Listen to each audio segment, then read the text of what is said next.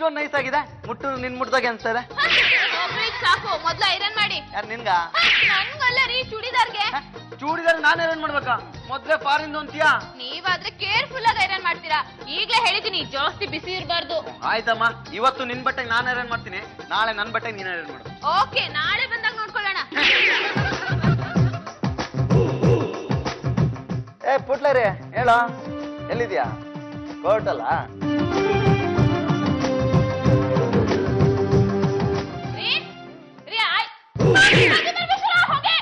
ಆರ್ತಮ್ಮ, ಅಗ್ನಿಶಾಮಕ ದಳದವ್ರ ಕಸ್ತಮ್ಮ.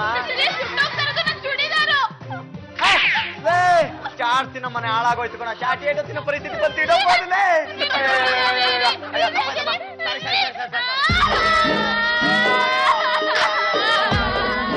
ಇದೆಲ್ಲಮ್ಮ ಕಣ್ಣಿಗೆ ಕಪ್ಪು ಬಟ್ಟೆ ಕಟ್ಕೋತಿದ್ಯಾ? ಗಾಂಧಾರಿ ರೀತಿ ಚಳವಳಿ ಮಾಡ್ತಾ ಇದ್ದೀನಿ. ನಾಳೆ ಇದೇ ಚಾಟಿಗೆ ಬಂದ್ರು ಬರ್ಬೋದಾ? ಬಾರೋ, ಈ ರೀತಿ ಕಣ್ಣಿ ಬಟ್ಟೆ ಕಟ್ಕೊಂಡು ಓಡಾಡ್ಬೇಡ, ಆಮೇಲೆ ಏಡು ಬಿದ್ರೆ ನನಗೆ ತೊಂದ್ರೆ.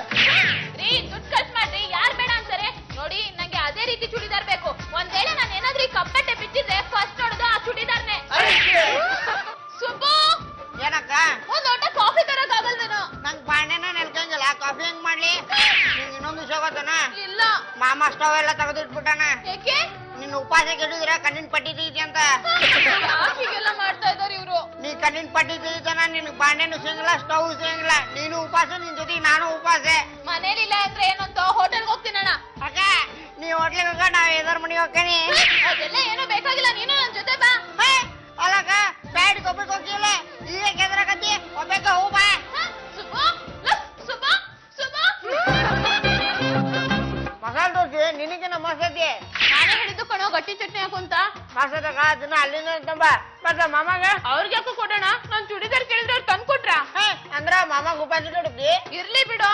ಸುಬ್ಬು, ನನ್ಗ ಚೂಡಿದಾರ್ ಬೇಕೇ ಬೇಕು ಕಣೋ. ನಿಮ್ ಮಾಮ ನನ್ ಚೂಡಿದಾರ್ನ ಸುಟ್ಟಾಕಿದ್ರು ಅಂತ 4 ಜನಕ್ಕೆ ಗೊತ್ತಾಗ್ಬೇಕು. ಅದಕ್ಕೆ ನಾಳೆಯಿಂದ ಕಾಂಪೌಂಡ್ ನಲ್ಲಿ ಉಪವಾಸ ಸತ್ಯಾಗ್ರಹ ಮಾಡ್ತೀನಿ. ಬಾರು ಮಾಡ್ತಿರೋ ಮುಷ್ಕರನ ಹೇಗ ನಿಲ್ಸೋದು? ನಿಲ್ಲಿಸ್ಬೇಕು ಪರಮ, ಯಾಕಂದ್ರೆ ಅವ್ರ ಕಣ್ಣಿಗೆ ಬಟ್ಟೆ ಕಟ್ಕೊಂಡು ರಸ್ತೆಗೆ ಬಂದ್ರೆ ಜನ ಉಗಿಯೋದು ನಿನ್ನನ್ನ. ಹಾಗಂತೀಯ? ಹೌದಾ?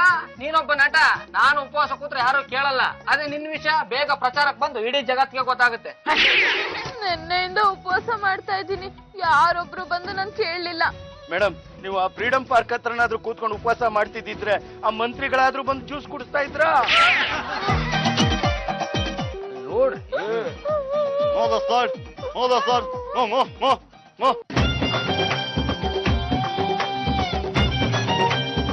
ನಮಸ್ಕಾರ ಮೇಡಮ್ಗೆ, ನಮಸ್ಕಾರ ಮಹಾಜನತೆಗೆ. ಮೇಡಮ್, ನೀವು ಉಪವಾಸ ಸತ್ಯಾಗ್ರಹ ಮಾಡ್ತಾ ಇರೋದು ನೋಡಿ ನಮ್ಗೆ ತುಂಬಾ ಸಂತೋಷ ಆಯ್ತು. ಇವಮ್ಮ ಬೇಡಿಕೆನ ಈಡೇರಿಸ್ಕೊಳ್ಳೋಕೋಸ್ಕರ ಉಪವಾಸ ಸತ್ಯಾಗ್ರಹ ಮಾಡ್ತಾ ಇದ್ರೆ ಈ ಅಮ್ಮನ ಬೇಡಿಕೆಗಳನ್ನ ಸರ್ಕಾರ ಈಡೇರಿಸುತ್ತೆ. ನಿಮ್ಮ ಬೇಡಿಕೆ ಏನು ಅಂತ ಹೇಳಿ ಮೇಡಮ್. ನೋಡಿ, ನನ್ ಪತಿ ಪರಮೇಶ್ವರ ನನ್ ಚೂಡಿದಾರನ ಸುಟ್ಟು ಹಾಕಿದ್ದಾರೆ. ನನ್ಗೆ ಅದೇ ತರ ಚೂಡಿದಾರ ಬೇಕು. ಈ ತರ ಚೂಡಿದಾರಗಳನ್ನ ಸುಟ್ಟಾಕೋ ಗಂಡಂದಿರ ವಿರುದ್ಧ ಸರ್ಕಾರದ ಗಮನ ಸೆಳಿಬೇಕು ಅಂತ ನಾನು ಉಪವಾಸ ಸತ್ಯಾಗ್ರಹ ಮಾಡ್ತಾ ಇದ್ದೀನಿ. ಅದ್ಭುತ ಅದ್ಭುತ. ಈ ವಿಷಯ ನನಗೆ ಈಗಾಗಲೇ ಗೊತ್ತಾಗಿತ್ತು ಮೇಡಮ್. ನಾನು ಜವಳಿ ಖಾತೆ ಮಂತ್ರಿಗಳ ಹತ್ರ ಚರ್ಚೆ ಮಾಡಿದ್ದೀನಿ. ಅದಕ್ಕೆ ಅವರು ಬಾಂಬೆ ಕಲ್ಕತ್ತಾದಿಂದ ಒಂದೊಂದು ಬೇಲಷ್ಟು ಚೂಡಿದಾರನ ಲೋಡ್ ಮಾಡಿ ಕಳಿಸ್ತಾ ಇದ್ದಾರೆ. ಆದ್ದರಿಂದ ಮಹಾತಾಯಿ, ತಾವು ಕಣ್ಣಿಗೆ ಬಟ್ಟೆ ಕಟ್ಟಿರೋದನ್ನ ಬಿಚ್ಚಿ ಈ ಜ್ಯೂಸ್ ನ ಕುಡಿದು ಉಪವಾಸನ ಇಲ್ಲಿಗೆ ಕೈ ಬಿಡಬೇಕು ಅಂತ ತಮ್ಮಲ್ಲಿ ಕಳಕಳೆಯ ಮನವಿ ಮಾಡ್ಕೋತಾ ಇದ್ದೀನಿ.